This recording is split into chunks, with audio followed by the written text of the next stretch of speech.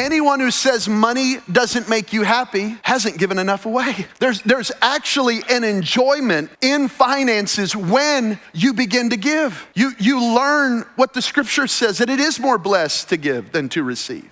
When I give, God sets me free from the love of money, but also that fear that, man, maybe there's not gonna be enough for me. Look what Paul says in 1 Timothy chapter 6.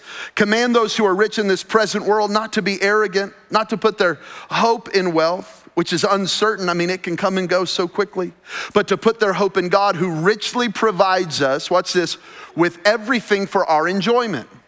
So now Paul says we can actually enjoy money without loving it. But here's how you enjoy it. Verse 18. Command them to do good, to be rich in good deeds, and to be generous. How do I enjoy money and not love money? I give it away. Anyone who says money doesn't make you happy hasn't given enough away. There's actually an enjoyment in finances when you begin to give. You learn what the scripture says, that it is more blessed to give than to receive. There is this thing about it where money's no longer in my heart ruling and reigning, but it's now in my hands. It's a tool that can be used for good and for God. So Paul says you can enjoy money, but only when you become generous. You know, I remember when my wife was about to have our daughter. I remember a friend of mine told me he had 2 daughters, and he said, there is a whole compartment in your heart you don't even know is there. Like the love that you're gonna have for this kid, it's like nothing you've ever experienced. And it was really true. The moment I held her, there was a whole new thing that got unlocked in my spirit, in my heart. There was a new capacity to love that I never had before. Let me tell you something, that's what happens when you give. There's a whole part of you that can love God at a radically different level, because Jesus said that your heart is a follower and it's gonna follow your treasure. If I asked this room, if I asked every location who wants to love God more, everyone's gonna lift their hand. But there's actually a way to love God more, and it's by giving.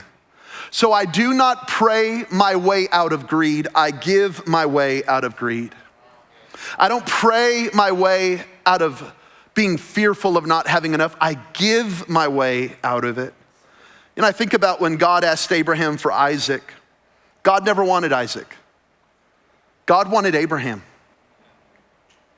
Did y'all just hear me? Let me say that one more time. God never wanted Isaac. God never wanted child sacrifice. He never wanted Isaac was never gonna die. It was never about Isaac. It was always about Abraham. And it's not about money. It's about us. But notice what God says, Genesis 22, verse 2. Take your son, your only son, yes, Isaac, whom you love so much. Okay, time out. Any Bible scholars in here? Yo, what about Ishmael? There was another son. Hello? Imagine Ishmael listening to this conversation like, Lord, hey. Because if God would have told Abraham, give me your son, I just gotta be honest with you, Abraham would have been like, yo, Ish, let's go on a walk. we're gonna go up to the mountain and hike. Isaac, stay home. But God knew.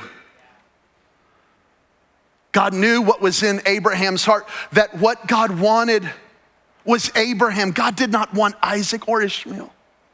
God wanted Abraham.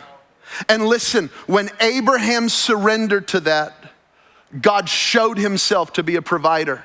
And Abraham walks off the mountain in Genesis and says this, he is Jehovah Jireh, my provider.